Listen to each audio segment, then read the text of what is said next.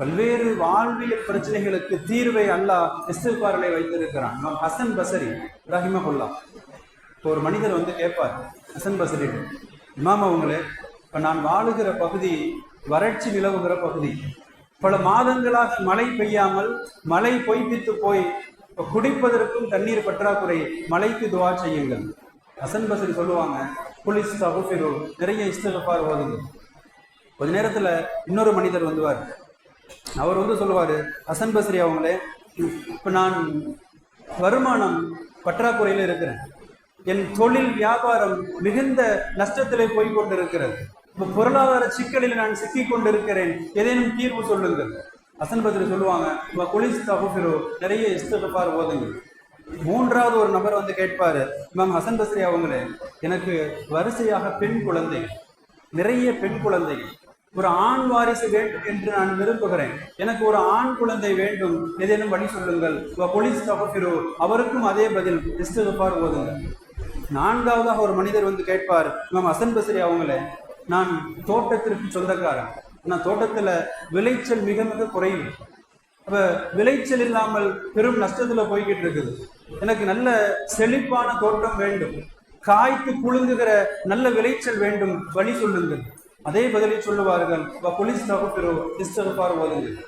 இப்ப வந்த நபர்கள் 4 பேர், கேட்ட கேள்விகள் வேறு வேறு, அவர்கள் முன்வைத்த பிரச்சனைகள் வேறு வேறு, 4ற்கும் இமாம் ஹசன் பஸ்ரி சொன்ன பதில் ஒரே பதில், இஸ்திக்பார் ஓதுங்கள். இந்த ஒரு மாணவர் கவனிப்பார், போனதுக்கு அப்புறம் கேட்பார், எல்லாத்துக்கும் ஒரே பதிலை சொன்னீங்களே, என்ன விளக்கம்? ஹசன் பஸ்ரி சொல்லுவாங்க, இது என் கருத்தல்ல, சூரத்து நூஹிலே அல்லாஹ் குறிப்பிடுகிறான், அந்த வசனத்தை ஓதி காட்டுவார்கள், ரப்பக்கும் இன்னஹு கான கஃபாரா.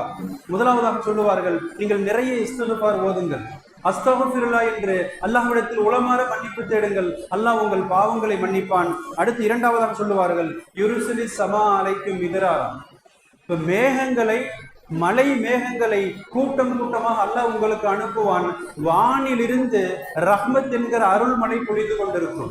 மழை தேவையான நேரத்துல பெய்யும், தேவையில்லாம பெய்யறது அல்லாஹ்வுடைய அதாபு தான். எத்தனையோ செய்திகளை பாக்குறோமா இல்லையா? இந்த விளைச்சல் நேரத்துல, அறுவடை நேரத்துல மழை பெய்ஞ்சு பயிர்கள் எல்லாம் கோடிக்கணக்கில் அழிப்பு என்று பார்க்கிறோம், லட்சக்கணக்கில் சேதம் என்று பார்க்கிறோம். இது நல்ல நேரத்தில் பெய்கிற மழை அல்ல.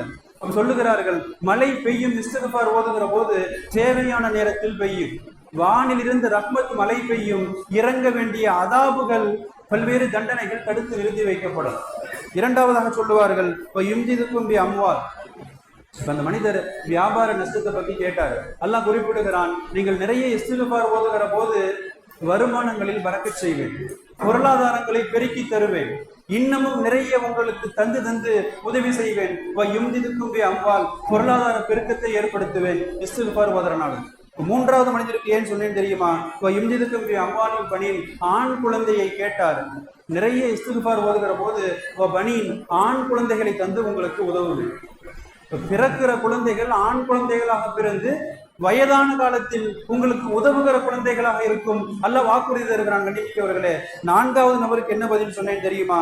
பொதுவா வயஜல்லக்கும் ஜன்னாத்தி வயஜல்லக்கும் அன்ஹாரா, விளைச்சல் நிறைய வேண்டுமானால், தோட்டங்கள் பூத்து குலுங்க வேண்டுமானால், கனிகள் காய்த்து குலுங்க வேண்டுமானால் இஸ்திக்பார். இப்ப நாம் பார்க்கிறோம் கண்ணியமிக்கவர்களே, அல்லாஹ் வாக்குறுதியாக சொல்லி தருகிறான், இஸ்திக்பார் நிறைய ஓதுவது எல்லாவித பிரச்சனைகளுக்கும் அல்லாஹ் தீர்வை வைத்திருக்கிறான்.